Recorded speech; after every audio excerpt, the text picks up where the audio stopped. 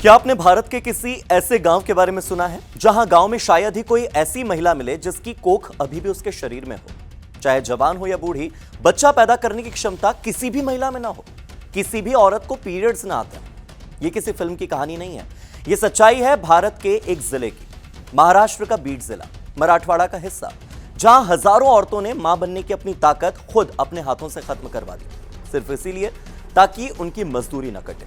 मराठवाड़ा के इस इलाके में बीड जिले के अलावा सांगली, उस्मानाबाद और सोलापुर आता है, जहां हर साल अप्रैल और अक्टूबर के बीच में हजारों गरीब परिवार अपने घर छोड़कर पश्चिमी महाराष्ट्र के शुगर बेल्ट में गन्ने की खेती के लिए, शक्कर की फैक्ट्रियों में काम करने के लिए आते हैं।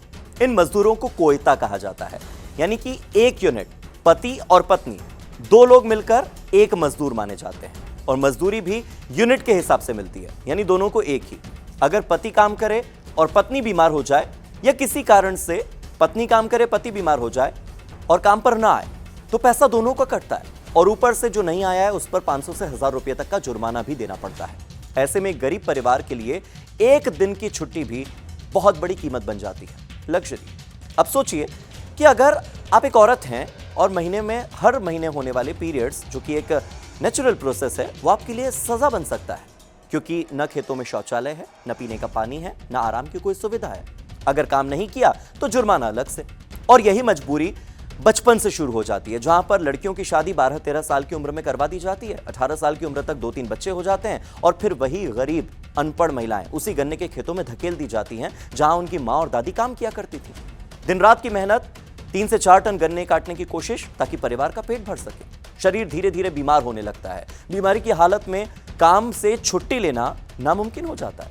ऐसे में वो जाती हैं डॉक्टर्स के पास, जो सलाह देते हैं कि गर्भाशय ही नहीं होगा तो पीरियड्स नहीं होंगे, न छुट्टी लेनी पड़ेगी। और यहीं से शुरू होता है सबसे दर्दनाक फैसला, हिस्टेक्टमी, यानी गर्भाशय निकलवाने का बड़ा ऑपरेशन। 50,000 लगाकर, 1 लाख रुपए लगाकर, कर्ज लेकर, यहां तक कि अपने गहने बेचकर, सब कुछ दांव पर लगाकर ये औरतें ऑपरेशन करवा लेती हैं।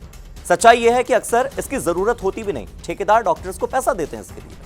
सरकारी सर्वे के मुताबिक पिछले 3 सालों में 4605 से ज्यादा महिलाओं ने सिर्फ 11 प्राइवेट हॉस्पिटल्स में अपना गर्भाशय निकलवाया, और इनमें ज्यादातर महिलाओं की उम्र 22 से 25 साल थी, यानी जिस उम्र में जिंदगी शुरू होती है, उनकी जिंदगी अधूरी होने लगती है। जब ये महिलाएं बीमार होती हैं तो छुट्टी न मिलने की वजह से सरकारी हॉस्पिटल में जा नहीं पाती। प्राइवेट हॉस्पिटल में उन्हें डराया जाता है कि आपका तो गर्भाशय सड़ गया है, कैंसर हो सकता है, तुरंत ऑपरेशन जरूरी है। डर, गरीबी और अनपढ़ होने की वजह से वो इस बात पर विश्वास कर लेती हैं। कई मामलों में जरूरत से ज्यादा बड़ा ऑपरेशन कर दिया जाता है।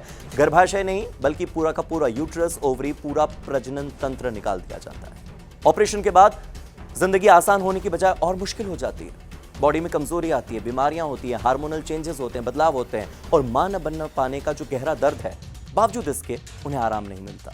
एक महिला है जिन्होंने ये बताया था कि ऑपरेशन के 1 महीने बाद उन्हें दोबारा खेत पर काम करने के लिए जाना पड़ा, मजबूर होना पड़ा, और तब से उनका शरीर उनका साथ नहीं देता।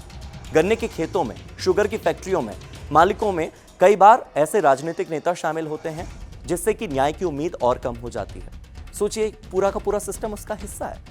एक तरफ हम महिलाओं की आजादी की बात करते हैं, सैनिटरी हाइजीन की बात करते हैं, दूसरी तरफ इसी भारत में एक दुनिया ऐसी भी बसती है जहां पर औरतें या तो पीरियड्स के लिए जुर्माना भरती हैं, या फिर हमेशा के लिए उससे छुटकारा पाने के लिए अपने गर्भाशय को, अपनी कोख को खो देती है। और यह कहानी यहां पर खत्म नहीं होती है। कुछ संस्थाएं हैं जो कि आगे आईं, मजदूरों ने आवाज उठाई, मामला राष्ट्रीय महिला आयोग तक पहुंचा, जिसने कि 2019 में बीड प्रशासन को एक नोटिस भेजा। मांग ये उठी कि महिलाओं के लिए मिनिमम वेज, यानी कि न्यूनतम वेतन की गारंटी हो, गन्ना मजदूर समिति बनाई जाए, यौन शोषण पर सख्त कार्रवाई हो, मनरेगा और राशन जैसी योजनाओं को और ज्यादा मजबूत किया जाए, स्वास्थ्य और स्वच्छता जैसी सुविधाएं उपलब्ध करवाई जाएं, कम से कम टॉयलेट तो हो, हिस्टेक्टमी करने वाले अस्पतालों पर कड़ी कानूनी कार्रवाई हो। यह सिर्फ बीट की कहानी नहीं है, ये उस पूरे भारत की कहानी है जहां एक तरफ मॉल हैं, चंद्रयान है, बड़ी बड़ी उपलब्धियां हैं, दूसरी तरफ मजबूर औरतें हैं जिन्हें अपने शरीर और अपने परिवार के बीच में एक को चुनना पड़ता है। जब तक ये चुनाव खत्म नहीं हो जाता, तब तक हम सच में विकास नहीं कर रहे, हम बस अपनी आंखें मूंदे बैठे हैं। अगली बार जब आप चाय पिएं, मिठाई खाएं, तो एक बार जरूर सोचिएगा कि उस मिठास के पीछे किसी की जिंदगी कितनी कड़वी हो रही होगी। अगर आपको लगता है कि इन गरीब महिलाओं को न्याय मिलना चाहिए, इंसाफ मिलना चाहिए, तो इस वीडियो को ज्यादा से ज्यादा लोगों से शेयर कीजिए।